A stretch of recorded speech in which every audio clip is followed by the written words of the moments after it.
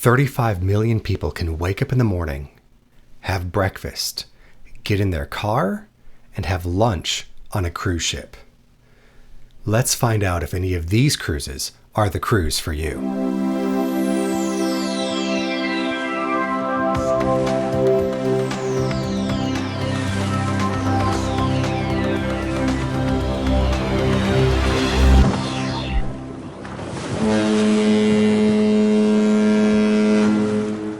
Hey everyone, welcome to This is the Cruise. I'm Clint. I'm really glad you're here. Today, we're going to kick the channel off really with our first itinerary review, and we're going to look at a cruise that's very accessible.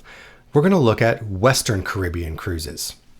Hey everyone, sorry for the interruption. I recorded this video, made some recommendations, and then found out that one of my recommendations, the cruise line has a problem. And so I wanted to let you know, stay tuned to the end, and I'll tell you what's going on and maybe what you should do about it. So to make this a little bit easier, I've decided to narrow down the number of cruise itineraries that we could be looking at by really only considering those for the big mainstream or resort style cruise lines, the Carnivals, MSC, Norwegian, and Royal Caribbean. So why this itinerary? Well, it's really great for first-time cruisers. Like I said earlier, it's accessible by car to well over 35 million people, and depending on how far you're willing to drive, I mean, much more than that. Let's quickly take a look at those ports because I think this is really interesting. We have Galveston, New Orleans, Mobile, Tampa, Miami, Fort Lauderdale, and Port Canaveral. They say Orlando, but it's not really close to Orlando, the city. So some of these itineraries that we're looking at, while I'm showing examples, you can pretty much get a really similar itinerary that leaves from one of those ports if it's nearest you. Another reason I chose this itinerary is because they're often the most affordable itineraries for a cruise that has some duration. I'm not counting about the, one day leave from Fort Lauderdale, go to the Bahamas and back. I'm talking about a cruise that has some length to it. These are really great for families too, as they have a lot of variety. And this is a really good example of how we can kind of compare and contrast cruises. So let's talk about what makes up a Western Caribbean cruise. The problem with Caribbean cruises and kind of defining them this way is that there's some overlap. With the exception of one of these cruise lines, all of them go to the Bahamas. Well, that's east of Florida. So Florida itself isn't the delineation, right? When most lines put together an itinerary, there's often a marquee sort of stop or region that they're going to. And for Western Caribbean cruises, that tends to be Mexico. There's going to be a stop in Mexico, whether it's Cozumel or somewhere in the Yucatan Peninsula, that makes it Western Caribbean. Okay, so you're going to notice a lot of similarities in the destinations. That does mean that we have a number of options, though. There's a lot of competition. Then we can look at pricing and we can compare the ship and the style of cruise itself. So the itinerary, in conjunction with the ship, can make for a great cruise experience. That being said, let's step through these. I took those 4 cruise lines and picked out 2 different itineraries from each that are different examples of the types of itineraries that these lines offer. And while we will see some similarities, there are some nuanced differences as well. We're going to start with Carnival Cruise Line. And the thing that really distinguishes Carnival from the other 3 is that they don't have a private island. It is distinctly West Caribbean.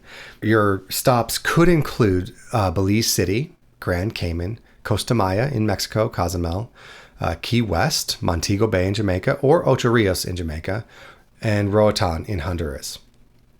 MSC Cruise Line hits Belize City, Costa Maya, Cozumel, Grand Cayman, Nassau, Bahamas, Ocean Key, MSC Marine Reserve, which is an interesting stop. We'll talk more about that, but that is their private island. Ocho Rios in Jamaica, and then Roatan, again, starting to see some similarities here, right? Norwegian Cruise Line, Costa Maya, Cozumel, Grand Cayman, Great Stirrup Key in the Bahamas. That's their private island in the Bahamas. And then they also have a private island off of Belize named Harvest Key, which I'll talk more about, Ocho Rios in Jamaica, and Roatan in Honduras. Royal Caribbean has the most stops, but it doesn't necessarily mean that they have the most diverse itineraries. They go to Belize City, Coco Key, which you often see as a perfect day. And I don't know if they call it Coco Cay, perfect day at Coco Cay, that rhymes. Key is the proper pronunciation for these islands. But you may call it, a perfect day at Coco Cay. But that's in the Bahamas. Costa Maya, Cozumel, Falmouth, Jamaica, Freeport, Bahamas. They've got those couple of Bahama stops, Grand Cayman, Key West, Labadee, Haiti, which is another interesting stop. We'll talk a bit about that one when we get to Royal Caribbean's itineraries. Nassau, Bahamas. So you see they have 3 stops in Bahamas. Progreso, which is on the Yucatan Peninsula. So they have 2 stops on the Yucatan Peninsula. And then Roatan in Honduras. Western Caribbean cruises range from 6 to about 9 days on the long side. I just picked 7 days for these. It was a good length. You can do it in a week. Much shorter than that, and it almost feels like you really haven't had a chance to get started. The other thing that I target here, no more than 1 out of every 3 days is a sea day. I kind of keep that 2-to-1 ratio. I think generally speaking, I'm trying to not duplicate countries. Cozumel and the Yucatan Peninsula on the mainland of Mexico, those really are distinct stops, but what I don't want to be doing is stopping in the northern Yucatan and in the eastern Yucatan Peninsula. There's not a lot of distinction there. So I try to avoid those types of things when I'm looking at my itineraries. So let's dive in. Let's take a look at Carnival's West Caribbean cruises. So this first one here, Carnival West Caribbean Cruise, it departs from Galveston, New Orleans, Mobile, Tampa, or Miami. This itinerary you can do from any of those cruise ports. For this discussion, I picked a 7-day Western Caribbean cruise from Tampa on the Carnival Legend. And on their website, they list it as of the time of filming at $500 a person. That's obviously where it starts. It goes up from there. So we're going to leave from Tampa. We're going to cruise for a day. I don't mind that. I don't mind a day of cruising right off the bat. It gives me a chance to explore the ship. I'm not under any pressure to do anything, and I can relax or I can be active. Then we go to Cozumel. Cozumel has a lot of options. It has a good repeatability score, as we'll see. Then we're going to be cruising. Then we're going to go to Montego Bay, which I really like, in Jamaica. And then the Grand Cayman, which is another great stop if you're an active person. Grand Cayman's a good balanced stop. And then we cruise for a day to go back home.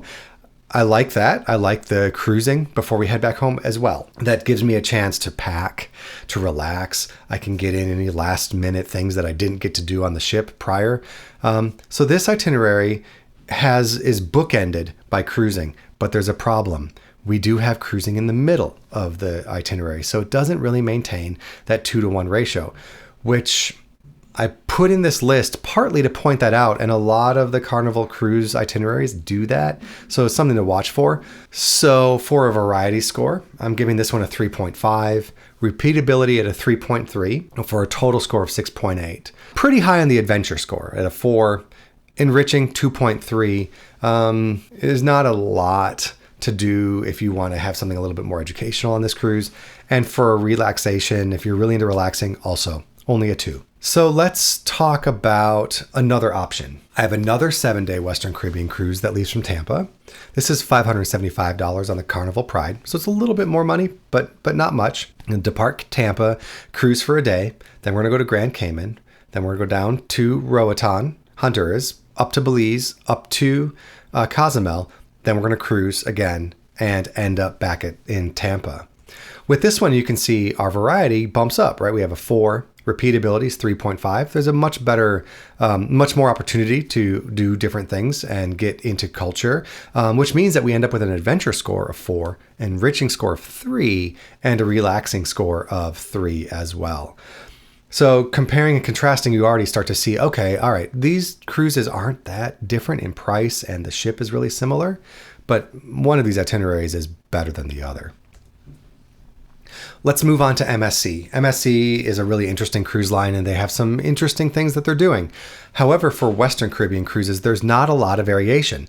They have 2 different types of routes that they take, and it just depends on which one is more interesting to you.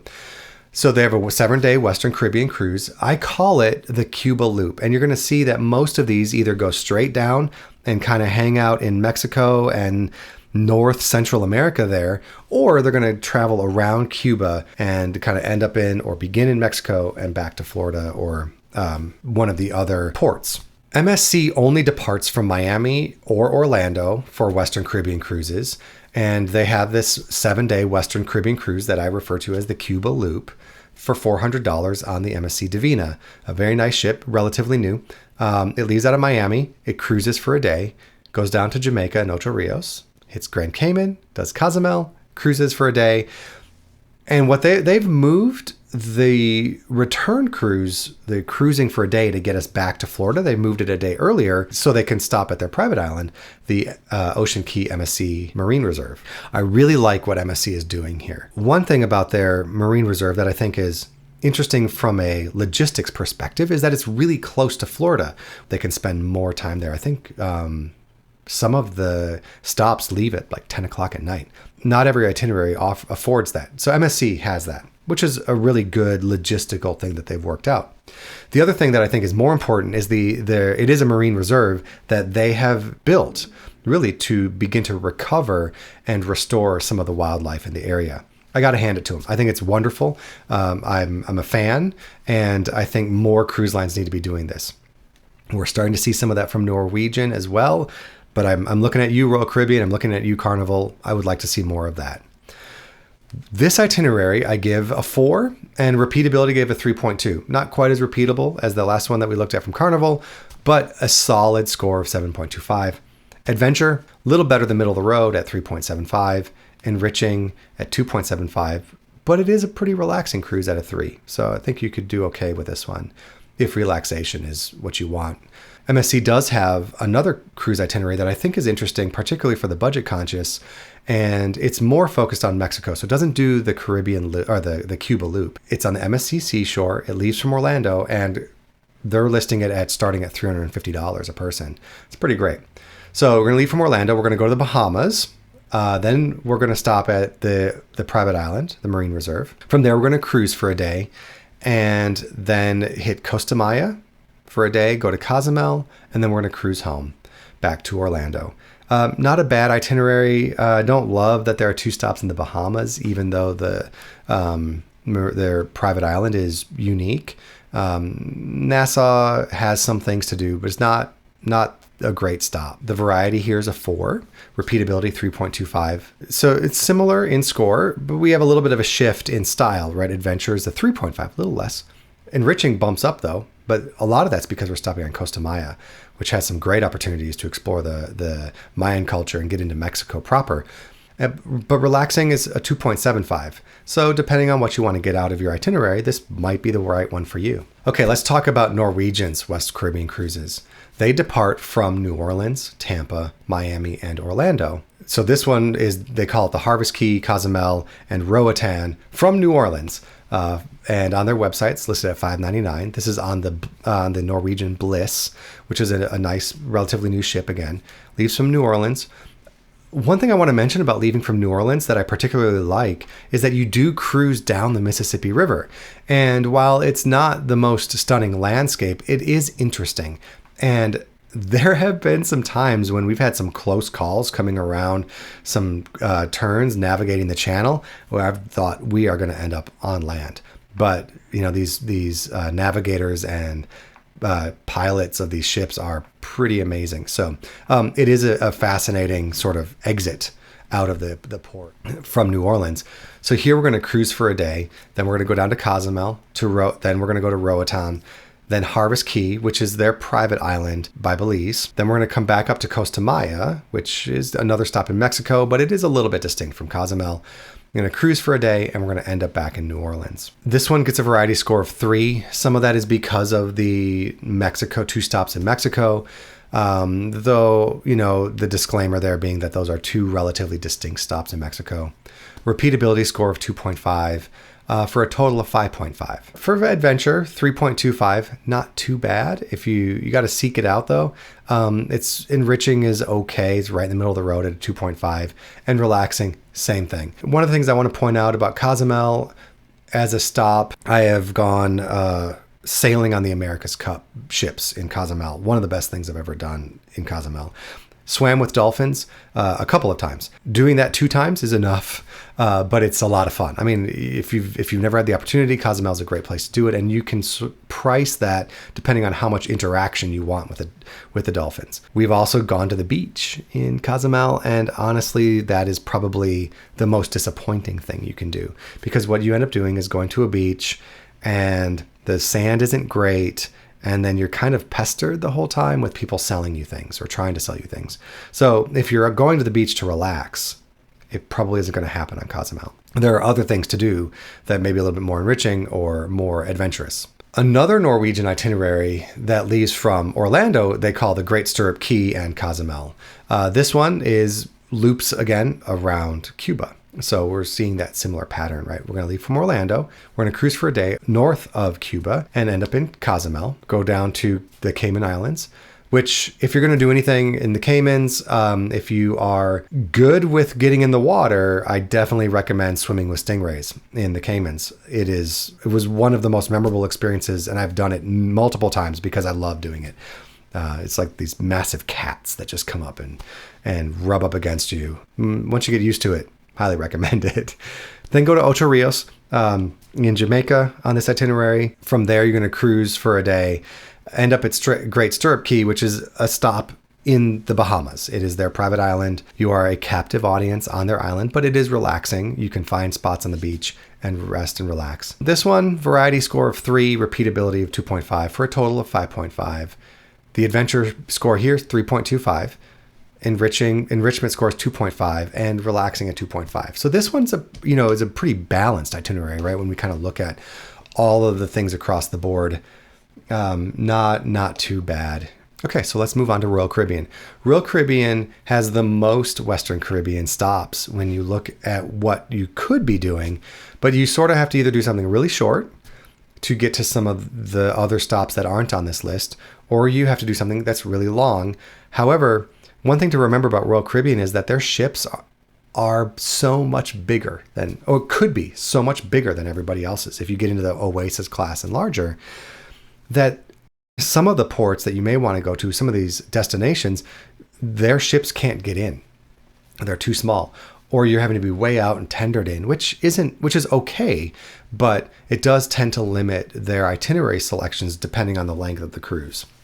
And I, for one, often don't want to get on one of their very large ships, like an Oasis class ship, go to the Bahamas, have a perfect day at Coco Cay, and then cruise home and have a 4-day cruise. It just seems like I could have seen more. But Royal Caribbean does have some options, so let's take a look. So first, let's talk about where they leave. Royal Caribbean's cruises depart from Galveston, from New Orleans, Tampa, Miami, Fort Lauderdale, and Orlando. So they do have a good number of departure ports there. And the one that I picked out for us today is the Western Caribbean and Perfect Day for $575 on the Freedom. So this one leaves from Fort Lauderdale. You cruise for a day. You're going to spend a day in the Grand Cayman, go down to Falmouth in Jamaica or around to Falmouth.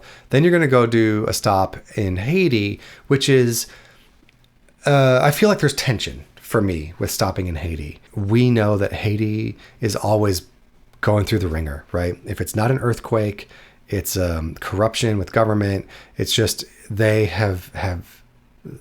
just can't seem to get ahead. And the way that Royal Caribbean stops there is they have their own private little peninsula that you really don't get in to experience the culture. And in some ways, some cases, it's just not safe to get into experience the culture. In other cases, you sort of want to be able to do things to help out the area. And that may or may not be on offer depending on what Royal Caribbean is doing at the time. So something to look into, something to consider. We have stopped at Labadee, and it is a beautiful and stunning stop, but there is tension there, and I want to acknowledge it.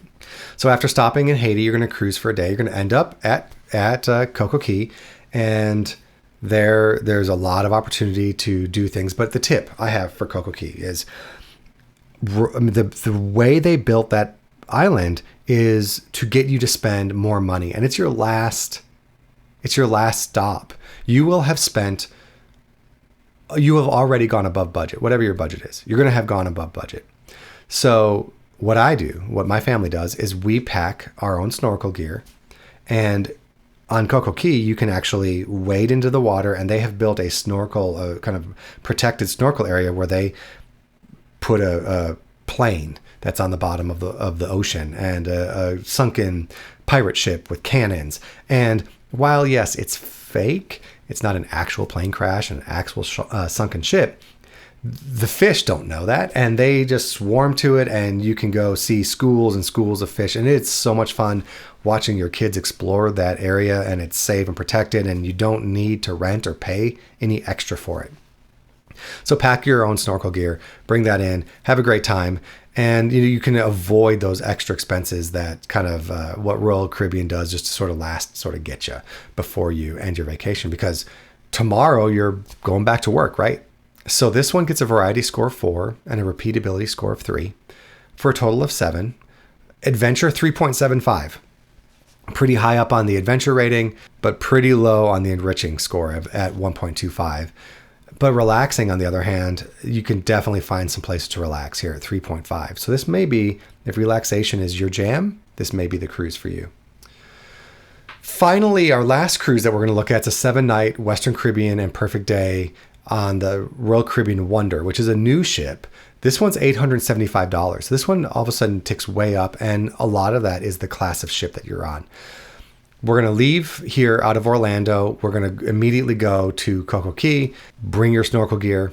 Then you're going to spend a day cruising. You're going to go to Cozumel. We've talked about Cozumel and some of the things you can do there. Then you're going to go down to Roatan in Honduras, there's a lot of opportunity there. If I were stopping in Honduras, I almost stopped in Honduras, but the weather was so bad we had to reroute back to Cozumel, which was unfortunate. But we were planning on swimming with whale sharks because you can. So that's what we would be doing in Roatan. Then you're going to go from here to Costa Maya. You got to go in, see the Mayan ruins. Then we're going to cruise, which is great. You can relax, spend that last day on this ship, and you end up back in Orlando. This one here gets a variety score of 3, repeatability of 2.75 for a 5.75 score. Adventure, pretty high again at 3.5. Enriching, much better than the last one at 2.25.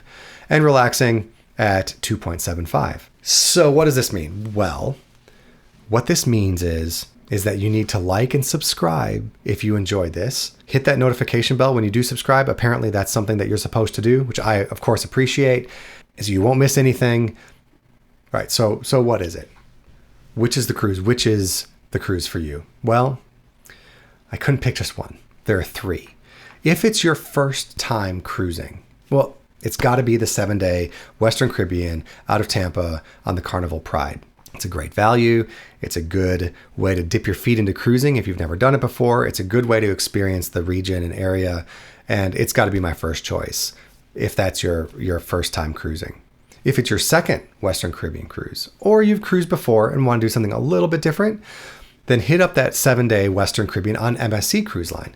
You're going to be able to go to their marine reserve, which if you've been there, I want to know how it was. Leave a comment below and let me know. Is an Italian cruise line, so you're going to get that Italian food, right? Which is great. Nobody does it like the Italians. So you get a little bit different experience cruising a Caribbean cruise, which that's what I'm all about. Let's try something new. All right, third timer. Well, if I'm cruising the Western Caribbean for a third time, if I'm not going budget, like I mentioned earlier with the Carnival, then I think I'm going to be splurging. And I think that 7-night Western Caribbean on the Royal Caribbean Wonder of the Seas, that's got to be it. And here's why. Obviously, the ship, absolutely spectacular. I mean, the Royal Caribbean's doing ships like nobody else. That means that when we stop at places that I've already been, I can stay on the ship because the ship's going to be really busy on those sea days. You can actually turn some of these other stops that you've already been to, like Cozumel, into a sea day for you when most people get off the ship. So that's the cruise. Those are the cruises I would pick for you. I hope you enjoyed it. I would love to hear from you. What would you like me to review next? Where are you going? Let me know. I'll review it for you and we'll talk about it. Till next time.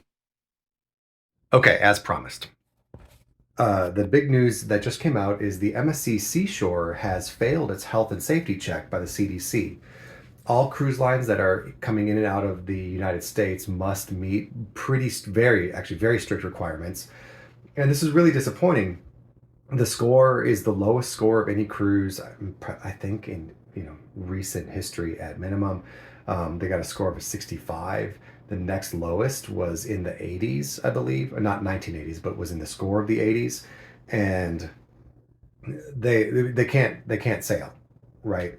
So what does that mean? Well, I mean, aside from just that it's disappointing, we just came out of a pandemic. We should all be doing a better job of cleaning and meeting these health and safety guidelines.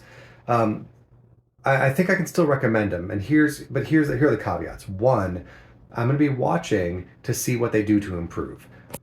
Are they having similar scores on some of their other ships? These are unannounced inspections. Is the CDC going to up their inspections with them and make sure that they're getting back up to speed? We don't really know at the moment, but we'll see how it plays out. If I had already booked a cruise on MSC on that ship, I would either be expecting a full refund at minimum, definitely cruise credit and that type of thing. It's obviously not the cruiser's responsibility for this and shouldn't be held responsible, and they should get some compensation for their inconvenience. Always book travel insurance. Always do that. And then just because a score is low, it's like going to a great restaurant, right? If the restaurant scores low, you're going to stop and you're going to watch what happens. And when re-inspections come back, and the inspectors come back and they give it the clean bill of health, I personally feel comfortable with that. So that itinerary, I still can recommend, but with caution and with some observation. So I hope this is helpful. I hope you enjoyed the video. Appreciate you tuning in, and we'll see you soon.